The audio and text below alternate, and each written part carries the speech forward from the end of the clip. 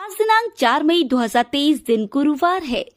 Welcome back सुप्रभात news MP. चलिए देखते हैं मध्य प्रदेश की छोटी एवं बड़ी खबरों को। आज गुरुवार को शिवराज कैबिनेट बैठक, इन प्रस्तावों को मिलेगी मंजूरी, किसान आमजनों को मिलेगा लाभ। आगामी चुनाव से पहले एक बार फिर मध्य प्रदेश की राजनीति में राम की एंट्री होने वाली है।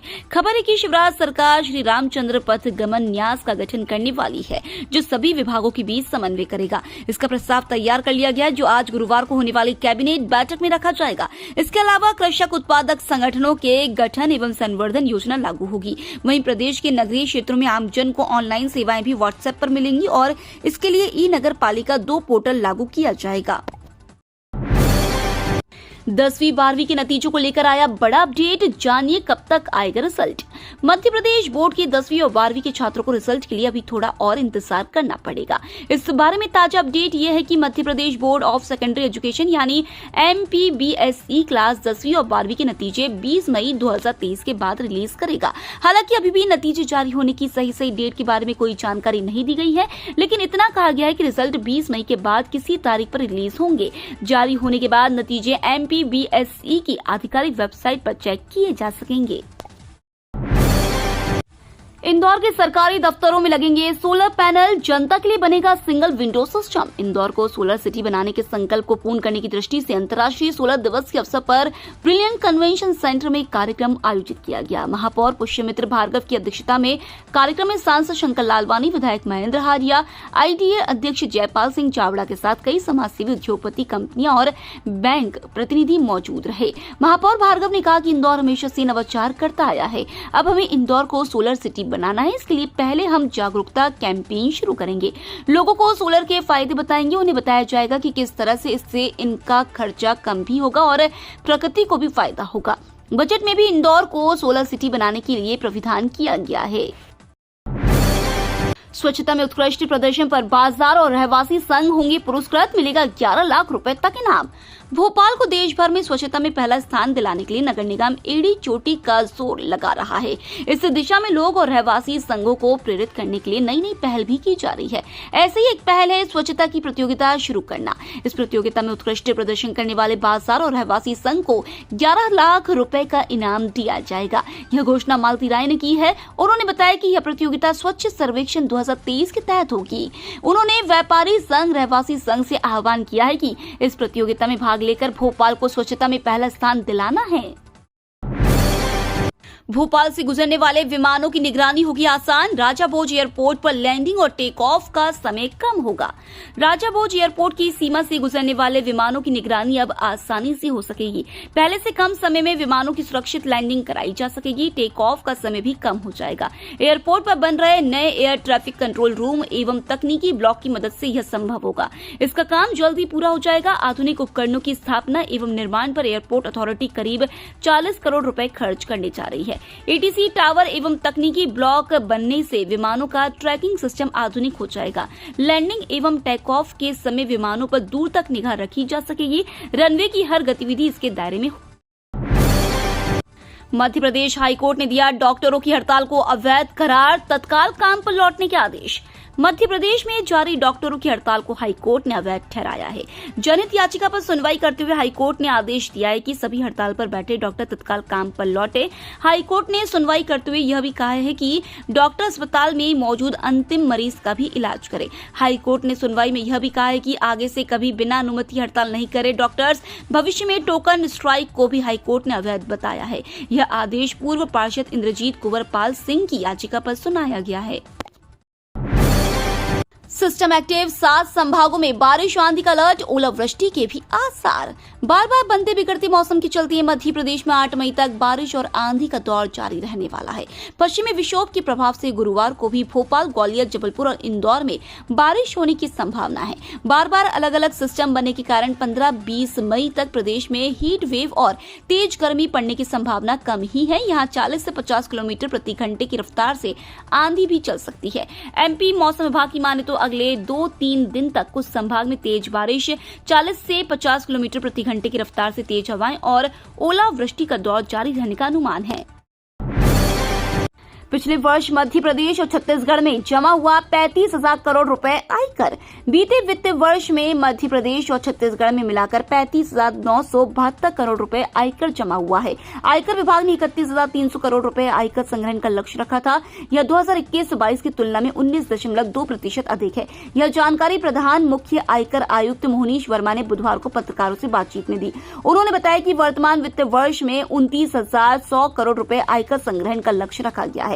इसमें कॉर्पोरेट कर संग्रहण का लक्ष्य 13,400 करोड़ और आयकर का 15,700 करोड़ है। बजरंग दल पर बैन की बात से भड़के सीएम शिवराज। कर्नाटक विधानसभा चुनाव से पहले कांग्रेस ने घोषणा पत्र जारी करते हुए सरकार बनने पर बजरंग दल को बैन करने का दावा किया है, जिसको लेकर अब सियासत तेज हो गई है। यह मुद्दा अब कर्नाटक से निकल मध्य प्रदेश तक आ पहुंचा है। एमपी के मुख्यमंत्री शिवराज सिंह चौहान ने कांग्रेस पर करारा हमला किया है। उन्होंने बजरंग दल को राष्ट्रवादी संगठन बताते हुए कहा है कि कांग्रेस की मति मारी गई है। सीएम शिवराज का कहना है कि कांग्रेस का चेहरा पूरी तरह बेनकाब हो गया है। सीएम शिवराज ने कांग्रेस पर हमला करते हुए कहा कि कांग्रेस की मति मारी गई है। जो बजरंग दल पर प्रतिबंध लगाने की बात करते हैं, वह बजरंग दल जो प्रखर राष्ट्रवादी संगठन है, वह बजरंग दल जो आतंकवाद का विरोध करता है, लव जिहाद का विरोध करता है। बजरंग दल सामाजिक सेवा सहित देशभक्ति के भाव, अपने धर्म और संस्कृति के प्रति स्वाभिमान और जागरण का भाव पैदा करता है। इंदौर के 25 परीक्षा केंद्रों पर करीब 25,000 विद्यार्थी 7 मई को देंगे नीट यूजी।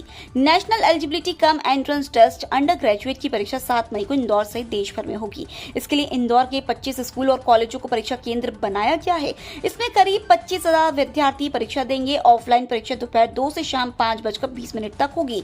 पिछले वर्ष इंदौर के विद्यार्थियों को परीक्षा केंद्रों पर काफी परेशान होना पड़ा था। कई विद्यार्थी आभूषण पहनकर चले गए थे। इससे स्पॉट पर ही आभूषण को अधिकारियों ने रखवा लिया था। इस परेशानी से बचने के लिए विद्यार्थियों को पहले से परीक्षा के नियमों को बारीकी से पढ़ लेना चाहिए। विशेषज्ञों का कहना है कि मालवा निमाड़ के कई शहरों के विद्यार्थियों के परीक्षा केंद्र भी इंदौर में बनाए गए हैं। चिकित्सा शिक्षा संचालनालय में अतिरिक्त संचालक और उप संचालक समेत 243 नए पद बनेंगे। चिकित्सा शिक्षा संचालनालय में अतिरिक्त संचालक, संयुक्त संचालक समेत 243 अधिकारी कर्मचारियों की पदस्थापना की जाएगी। इसके लिए पद सृजित करने की प्रक्रिया चल रही है। इसका बड़ा लाभ यह होगा कि डॉक्टरों की भर्ती, काउंसलिंग समेत विभिन्न कार्यों में तेजी आएगी। दरअसल प्रदेश में मेडिकल कॉलेजों की संख्या बढ़ रही है। आने वाले वर्षों में 12 नए कॉलेज खुलेंगे।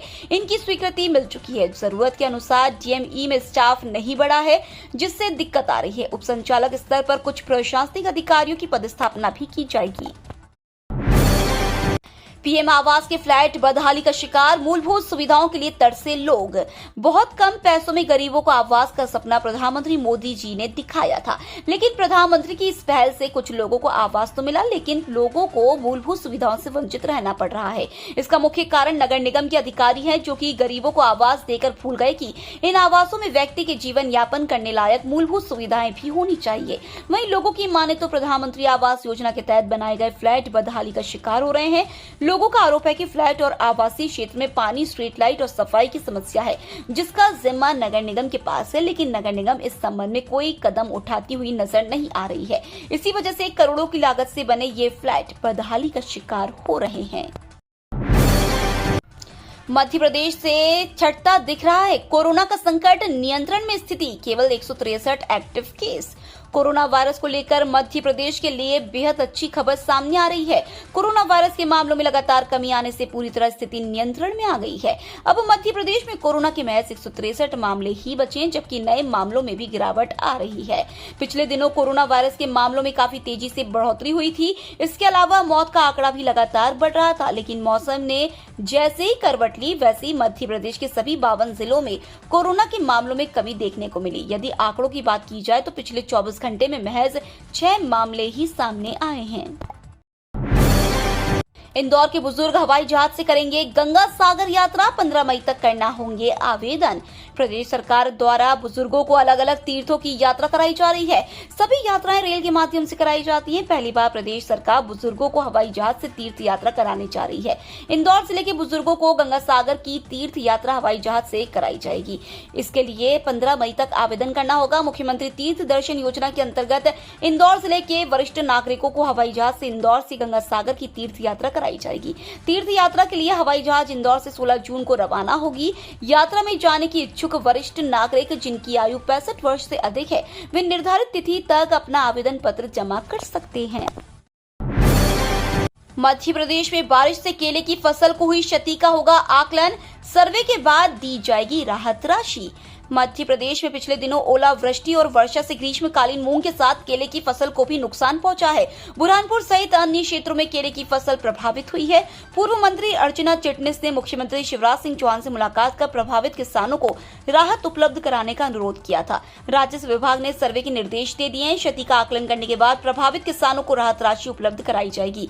प्रदेश के बुरहानपुर सहित निमाड़ क्षेत्र में किसान केले की फसल बड़े पैमाने पर होती है। तेज हवा के साथ वर्षा और ओले गिरने से फसल बर्बाद हो गई।